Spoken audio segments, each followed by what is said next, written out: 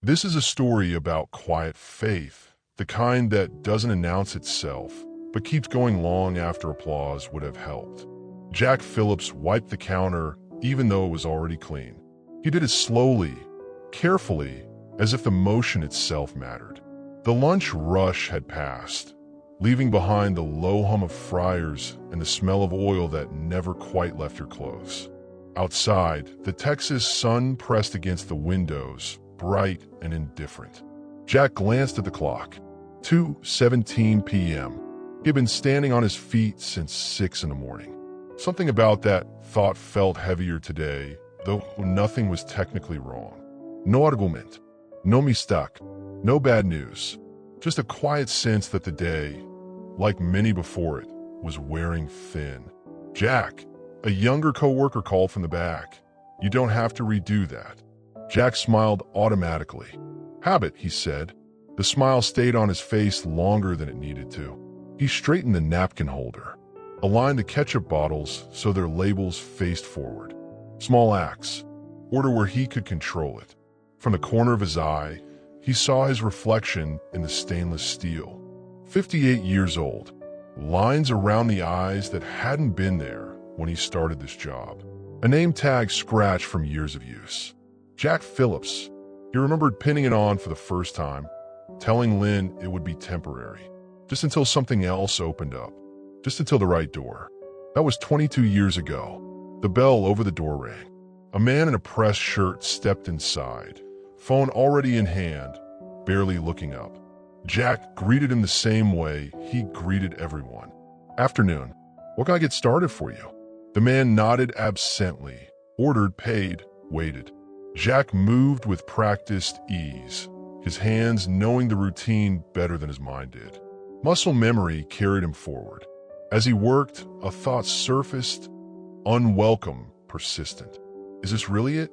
Not angry, not bitter, just tired. Jack pushed the thought down the way he always did. He had learned how.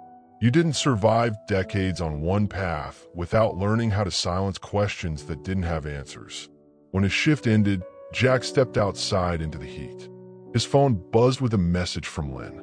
"Lynn, don't forget Maddie's recital tonight. She's nervous." Jack smiled at the screen. Type back. Jack wouldn't miss it. He stood there a moment longer than necessary, watching cars pass, people moving somewhere with purpose, somewhere they needed to be. Jack adjusted his cap and headed to his truck. Whatever doubts followed him, he carried them quietly. He always had. And tomorrow, he would come back and do it all again. Not because it was easy, but because somewhere deep inside, he still believed that staying faithful to one honest road had to mean something, even if he couldn't see it yet. Jack learned early how to stay invisible without disappearing. He showed up on time. He covered shifts when others didn't. He learned everyone's order before they said it out loud. He joked just enough to make the long hours lighter, never enough to be distracting. Managers changed. Signs on the wall changed. Prices crept up, then jumped. Jack stayed. Years passed in small increments. Not chapters, not milestones, just days stacked on days, shifts folded neatly into one another. Sometimes on his drive home, he would pass old classmates, men who'd left town, come back with stories. Different cars, different confidence. They'd ask him how things were going. "Same old," Jack would say, smiling. He didn't say it with bitterness. He said it like a fact, like weather. At home, Lynn never pushed him. That was the hardest part. She'd listen while he talked about work, about a new system that didn't work as advertised, about a younger supervisor who meant well but didn't understand people yet. She never asked why he was still there, never asked when he'd leave. Her silence wasn't indifference. It was trust. Maddie grew up around the rhythm of his schedule. She learned when not to interrupt, when to wait for his day to unwind. When she was small, she'd sit at the kitchen table and color while Jack reheated leftovers, still in his uniform. "Did you have a good day?" she'd ask. Jack would think carefully before answering. It was honest, he'd say. There were moments he could have left. A cousin offered him a job once. Better pay, less standing. Jack said he'd think about it. He did, for weeks. Then he stayed. The other job felt louder somehow. Less him. At night, when the house was quiet and Teddy slept at the foot of the bed, doubts came softer but sharper.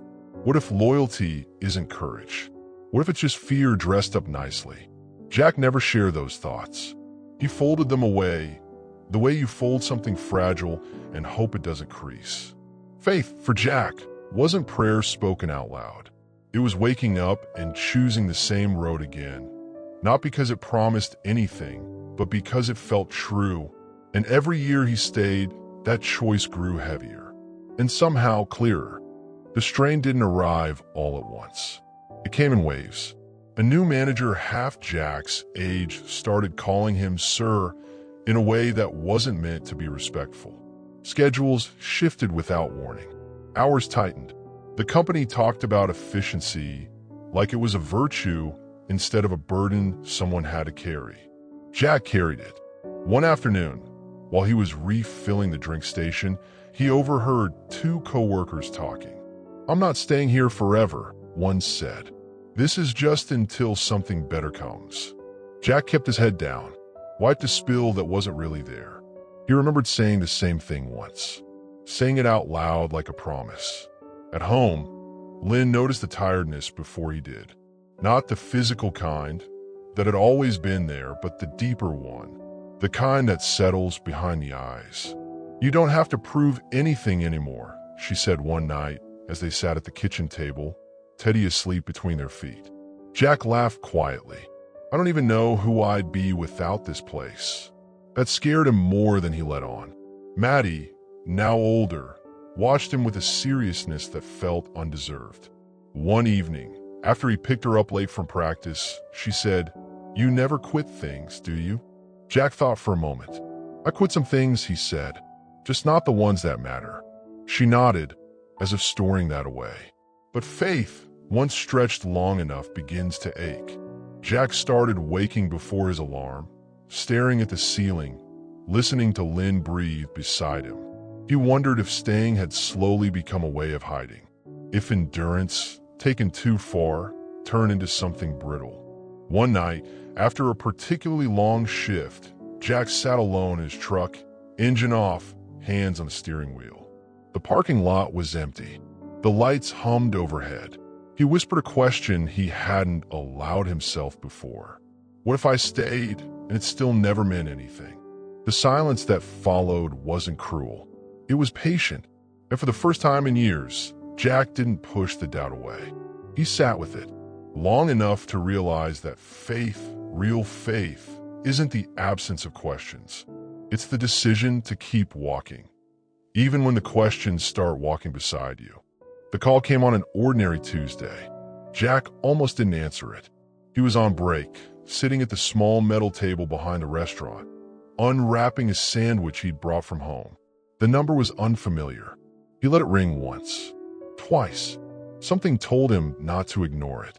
"Jack Phillips?" the voice asked. "Yes. This is Maria Hernandez. I'm calling from the regional office." Jack sat up straighter, heart ticking faster, though he couldn't have said why. He hadn't done anything wrong. He never did. "We've been reviewing long-term employee records," she continued, "and your name came up." That phrase, "came up," felt unreal, like a typo spoken out loud.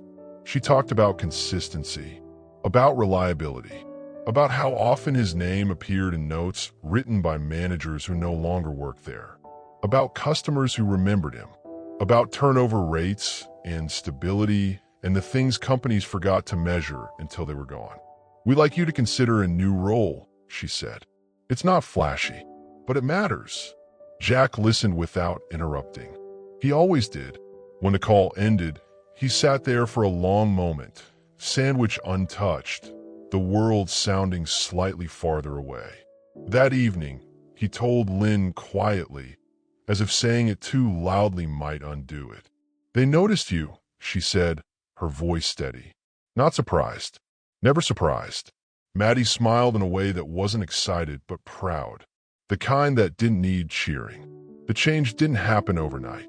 Jack started training others. teaching not just procedures, but patience. How to read a room, how to steady someone who was flustered without embarrassing them, how to treat the job like it mattered, because people did.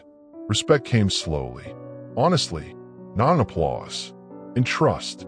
One afternoon, a young employee stopped him and said, "I hope I'm still like you when I'm your age."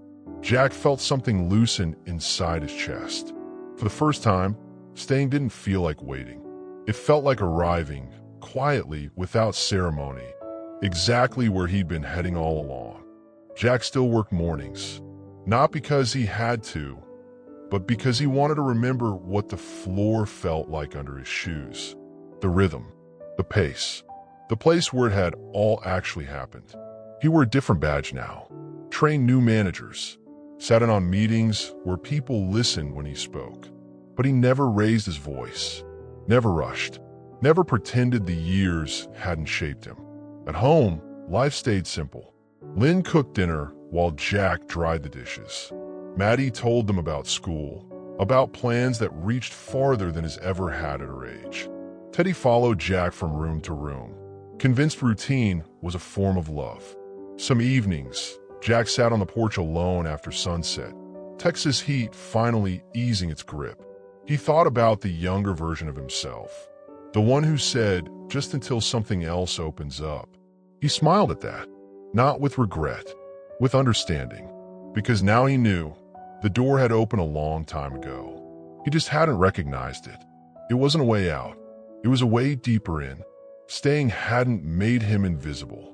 It had made him reliable, trustworthy, someone whose presence changed a place slowly, quietly, without noise. That kind of success didn't show up on resumes. It showed up in how people treated you when no one was watching. Jack leaned back in his chair, listening to the ordinary sounds of the neighborhood. A dog barking, a car passing, life continuing at its own unhurried pace.